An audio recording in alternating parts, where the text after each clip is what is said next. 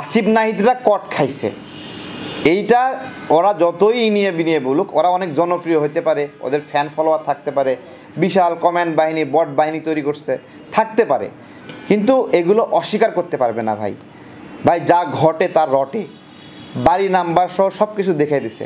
আশেপাশে অনেকগুলো CC camera আছে, সিসি ক্যামেরাগুলো খোঁজা হোক, চলেন, তাহলেই বুঝতে পারবে ওখানে ওরা গেছিল কিনা, তাই না? এই যে প্রশাসক নিয়োগ, জুলকার নাইন শের ভাই, সেও তো একই ফেসবুকে পোস্ট করছে, দেখি না আমরা, দেখি নাই তো? দুইজনই মিথ্যা কথা। শুধু তাই না, এটা হওয়ার আগেই 3-4 দিন আগে থেকেই চাওয়ার হয়েছে ওদের এই যে লোকগুলো, এই যে কাউন্সিলর প্রশাসক নিয়োগ দেওয়ার জন্য টাকা পয়সা লেনদেন করছে। তা আমার প্রশ্ন হলো, প্রশাসক নিয়োগ দেওয়ার কোনো কথাবার্তা হয়নি, ধরেন আসিফের কথা যদি ধরি, তাহলে এই কথাবার্তা না হইতেই ওদের কাছ থেকে টাকা নিয়ে নিল? বলেন, এই যে ওরা কোটি কোটি টাকা ব্যয় করে ইফতার আয়োজন করছে, তাই না? তো এই কোটি কোটি টাকার ব্যয়ের উৎসটা কি?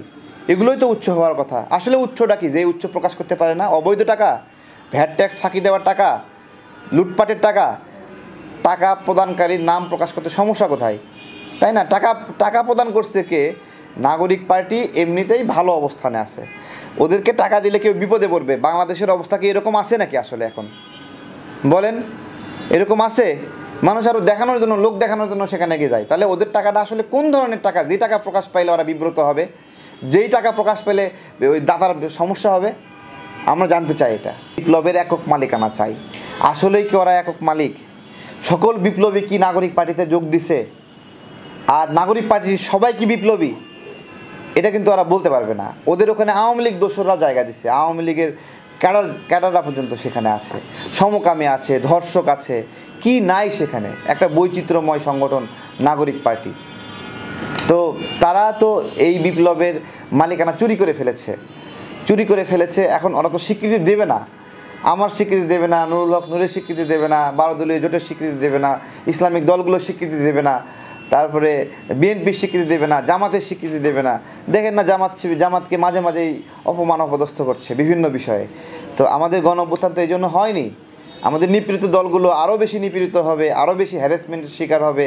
হ্যাঁ, বাই চান্সে যারা নেতা হয়েছে, বাই চান্সে উপদেষ্টা হয়েছে, তাদের মার প্যাচের মধ্যে পড়বে? এটা তো হতে পারে না। বাংলাদেশ কি সারা জীবন শুধু প্যাচের মধ্যে থাকবে? শেখ হাসিনা এক প্যাচের মধ্যে রাখছিল উন্নয়নের কথা বলে, আবার এরা এক প্যাচ দিয়ে রাখবে। হ্যাঁ, বাই চান্সে ক্ষমতা পায় খুব মজা পাইছে, খাইতে খুব ভালো লাগতেছে, তাই না?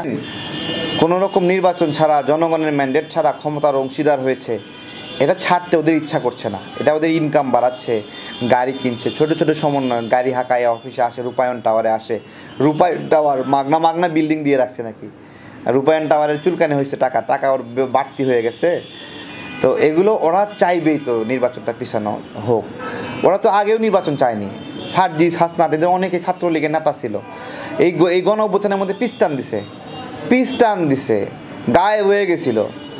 তো ওরা এখন গণ অভ্যুত্থানের পরে বিশাল হিরো হয়ে গেছে। ওরা আগেও শেখ হাসিনার সমর্থক ছিল, নির্বাচন চায়নি। হাসনাত বলছে না যে যতদিন বিএনপি বিরোধী দল ততদিন নির্বাচনের দরকার নাই। তো ও এখনও ওই তালেই আছে, ওই তাল তো চেঞ্জ হয়নি ভাই।